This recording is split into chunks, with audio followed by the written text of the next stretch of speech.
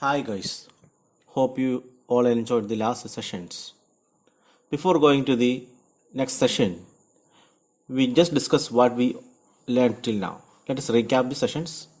What we learned electric charge, properties of charges, methods of charging a particle, Coulomb's law and equation. What is the equation of Coulomb's law?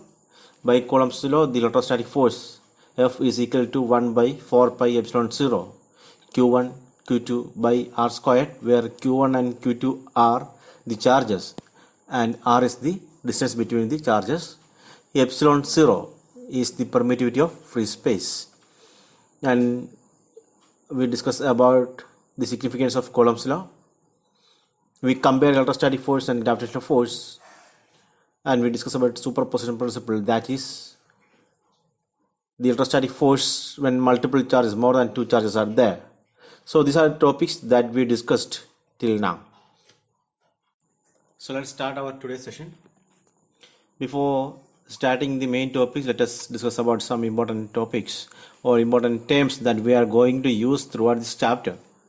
When we talk about the continuous charge distribution, we consider three cases. One is a linear conductor, that is a copper wire or iron wire. So it is a linear wire. So in that case, that material also have charge. Okay, so in that case, we have to consider the linear charge density, and it is denoted by the symbol lambda. Charge per unit length is called linear charge density, and it is by equation we write it as lambda is equal to charge by length, and its SI unit is centimeter per meter. And if we consider a surface, for example, the surface of a table or a plain metal sheet, or when we consider all the surface, we are considering surface charge density, or we can say charge per unit area, and it is denoted by the letter sigma, small letter sigma, and its SI unit is centimeter per meter square. And next thing is volume charge density. So if you are considering a cubical block or a cylindrical block, so charge is contained in the entire volume. So in that case, we consider volume charge density. Charge per unit volume is known as volume charge density. It is denoted by the letter rho, and rho is equal to charge per volume, and its SI unit is centimeter per meter cube. So these are the three important terms that we are going to discuss when we thought about continuous charge distribution. First one is linear charge density, second one is surface charge density, and third one is volume charge density. Okay, so please keep these terms in mind when we go through the chapter.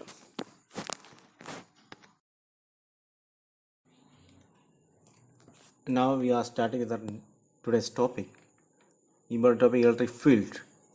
So when we talk about electric field, there is something called magnetic field that you learn in 10th, that is introduction, and in the chapter 4 and 5 we are going to discuss detailed about the magnetic field. So whatever you are learning in this chapter, similar things you are going to learn in chapter 4 also. The change is in this chapter it is electric field, and the chapter 4 it is magnetic field. So if you study or understand this chapter very well, that fourth chapter is also easy. So when we talk about electric field is a region where a charge can exert a force. Suppose if there is a charge we kept on the top of this table, and if some other charge come near to that, so there is a space or the area that this charge can attract or repel the new charge. So after that particular area, this charge cannot exert any force. So the area that a charge can exert a force is called electric field, and we can define electric field E is equal to F by Q, where F is the electrostatic force and Q is the charge. The magnitude of electric field is the force per unit charge, and its direction is that of force.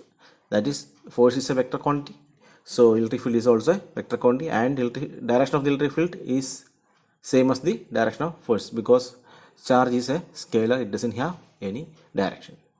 And the unit of electric field is Newton per coulomb, or we write it as Nc raised to -1.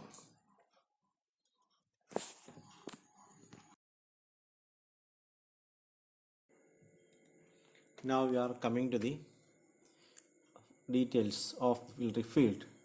So when we talk about electric field, this year we are only discussing about a point charge.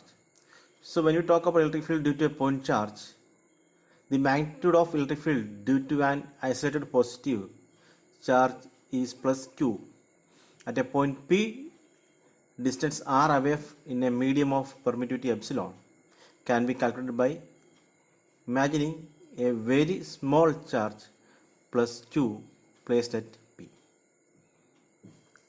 By Coulomb's law, the force F on Q is F is equal to 1 by 4 pi epsilon 0 Q0 by R squared. So Q0 is the point charge and Q is the new charge coming to the vicinity of the electric field, or this charge, or the electric new charge coming to the electric field. So by Coulomb's law, F is equal to 1 by 4 pi epsilon 0. Here medium is there, so instead of epsilon 0 we use epsilon Q0 by R squared. And in the previous session we learned that E is equal to F by Q. So when we divide the above equation with Q, what we got? It is 1 by 4 pi epsilon Q0 by R squared. So the equation for electric field due to a point charge is 1 by 4 pi epsilon Q0 by R squared. If there is no medium, we use 1 by 4 pi epsilon 0 Q by R squared, or we can write 9 to 10 raised to 9 Q0 by R squared. That is the equation for electric field due to a point charge.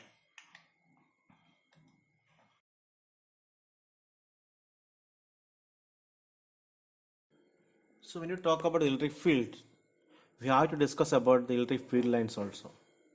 So we know that there are two charges, positive and negative, and we know that there are some force of attraction or repulsion between them also. So how this exerted? So we represent that force and visualize by electric field lines. And electric field can be represented and visualized by electric field lines. And if you want the direction of a particular point of a electric field line, just draw a tangent at that point, and the tangent give the direction of the electric field at that point. And always it starts from positive and ends at negative. The field lines due to positive charge is represented by a straight lines originating from the charge. You can see right side the figure. It is originating from the charge. And in case of negative charge, it is terminating or it comes towards the charge. That these are some properties, and we are moving forward, we are discussing other properties also. And if there are two charges, positive and negative, you can see on the right side figure, it starts from positive and ends at negative, and it close to the charge, the density is higher, and moving away from the charge, the density is little bit less, or it is not a straight line, it is a curved path. And if we take two plain charged conductors, then it is not a curved one, it is a straight line. You can see from the right side. The lines of force containing more than one charge distribution. From each charge we can draw the lines isotropically. The lines may not be straight as one moves away from the charge. You can see in the figures. So it is from moving away from the charges, the lines are not straight because it is due to the repulsion of the lines of force. So near the charge, it is due to the strong attractive force of the charge, it is becoming closer. But when it's moved far away from the charge, due to the repulsion between the lines of forces, it just start moving away, and the gap between the lines of force increasing.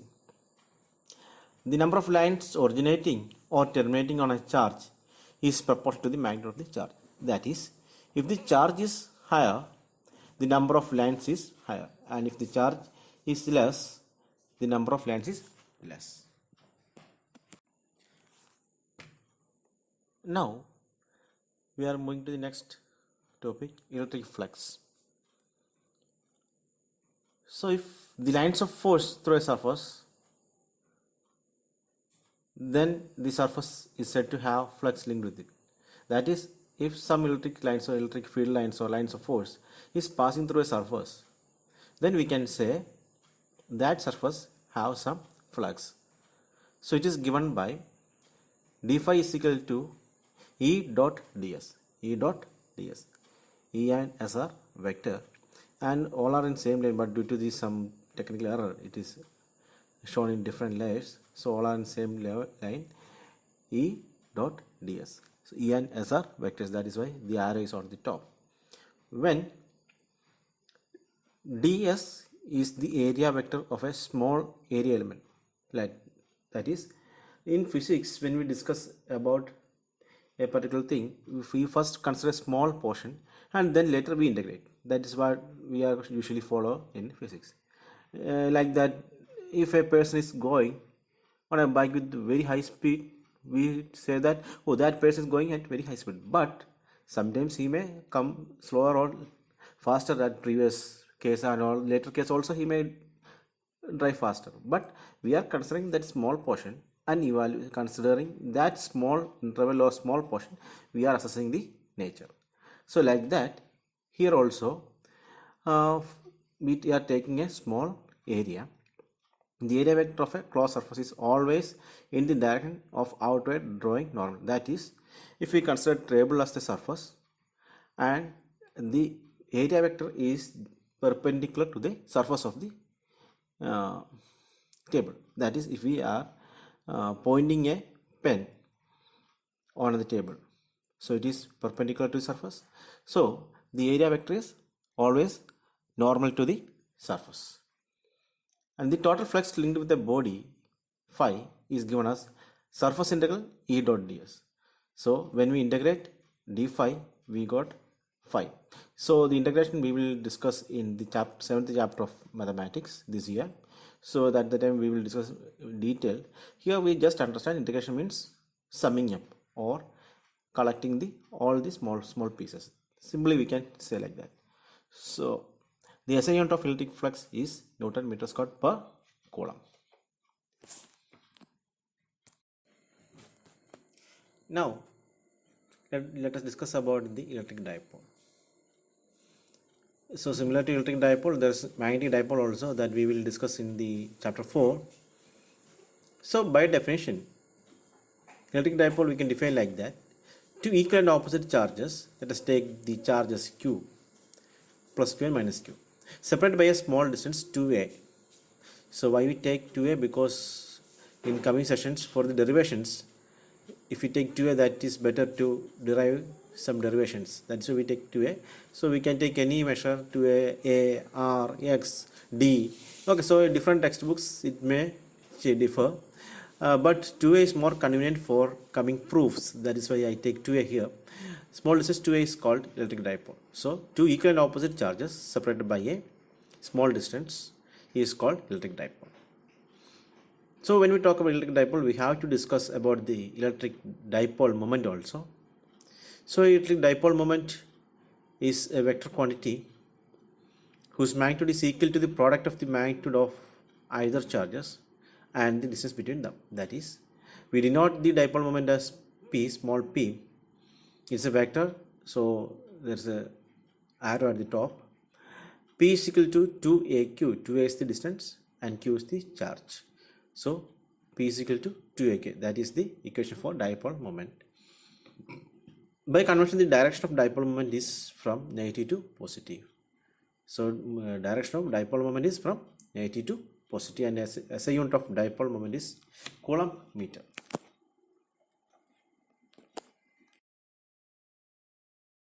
Till now we discuss about electric field.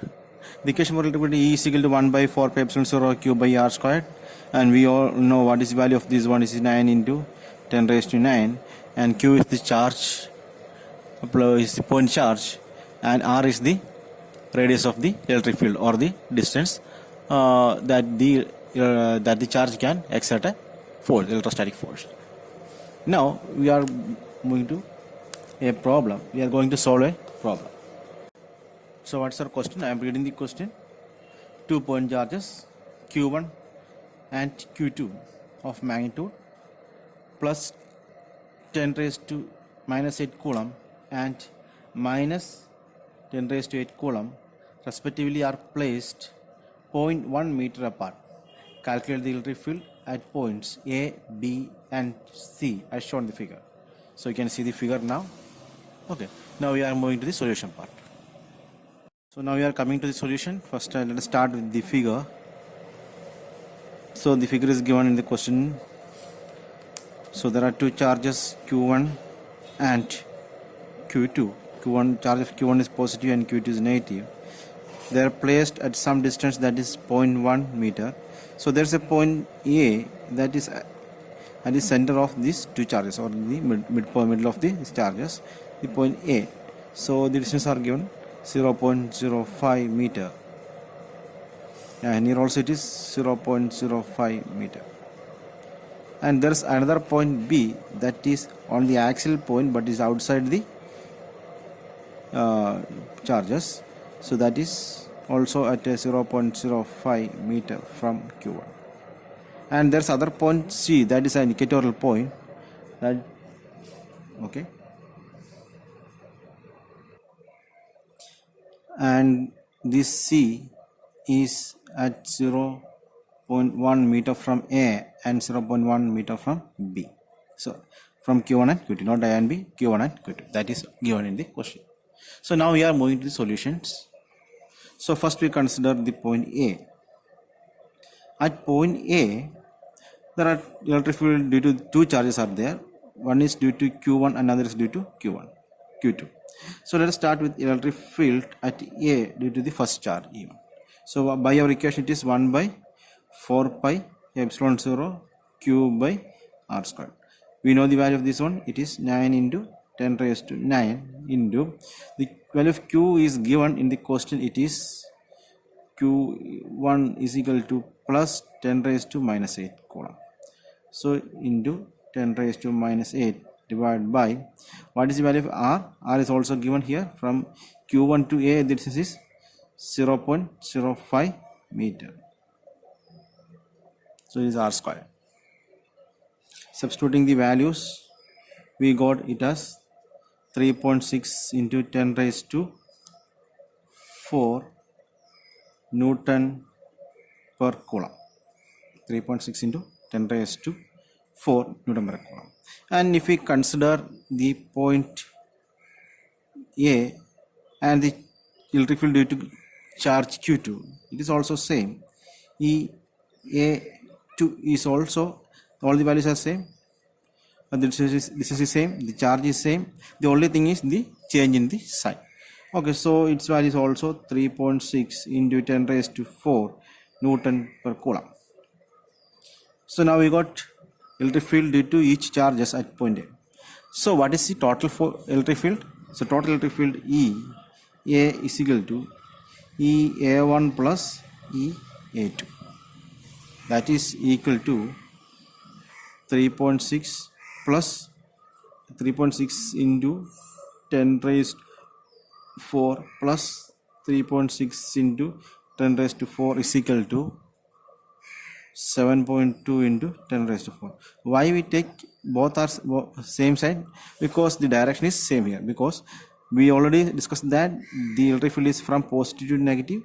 So at this point the direction is towards right, and here also the direction is towards right. So we add up the electric field. So at point A, the electric field is 7.2 into 10 raised to 4 Newton per coulomb. That is the, sorry. Now we are moving to the next part, B.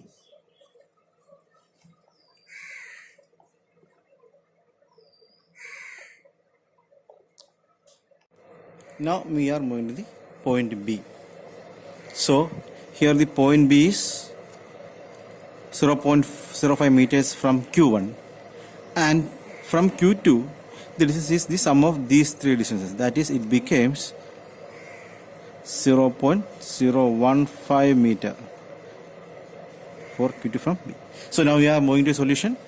When we consider B, there are two charges Q1 and Q2. So first let us find the electric field at B due to charge 1. So we know the equation 1 by 4 pi epsilon 0 Q1 by R squared. So 1 by 4 pi epsilon 0 is 9 into 10 raised to 9 into 10 raised to minus 8, that is Q1, and distance is 0.05. So when we consider only this one. So we found all the values the earlier itself, that is 3.6 into 10 raised to 4 Newton per Coulomb.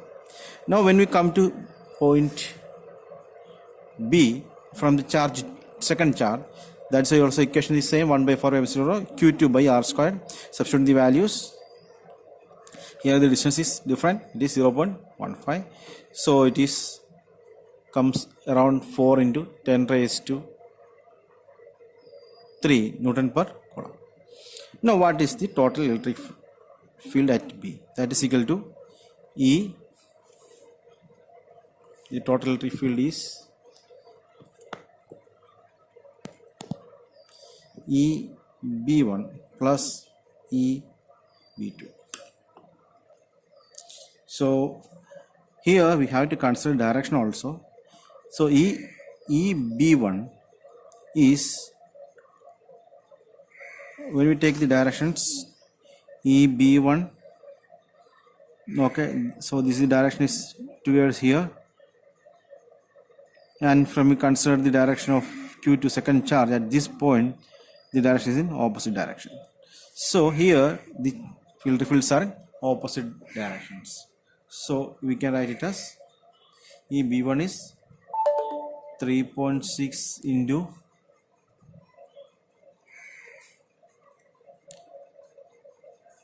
10 raised to 4 minus 4 into 10 raised to 3, that is equal to 3.2 into 10 raised to 4 Newton per Coulomb. So that is the electric field at B due to the charges Q1 and Q2. Now we are going to find the electric field at C. At C also there are two charges, Q1 and Q2, and the distance is equal 0.1 meter and 0.1 meter. So EC1 is equal to 9 into 10 raised to 9 into 10 raised to minus 8 divided by 0.1 the whole square.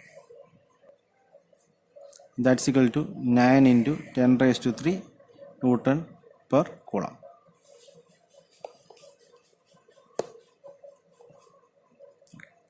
So about the Q2, that is also all the measures are same. EC2 is also same, 9 into 10 raised to 3 Newtons per Coulomb. And when you consider here, there are some difference.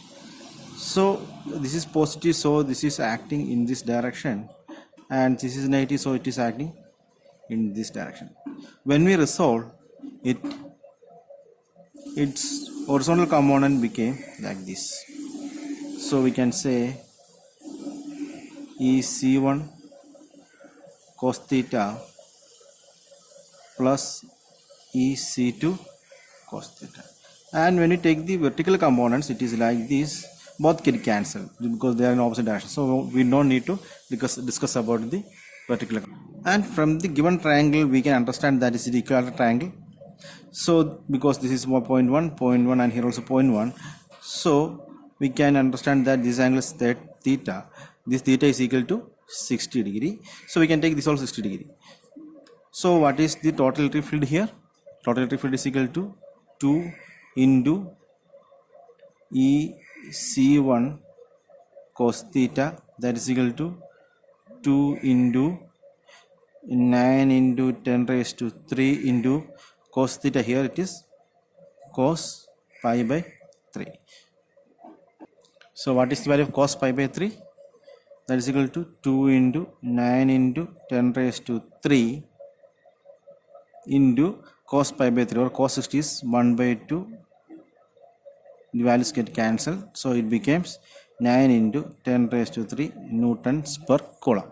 So that is value, and from the figure we can understand that the direction is towards right.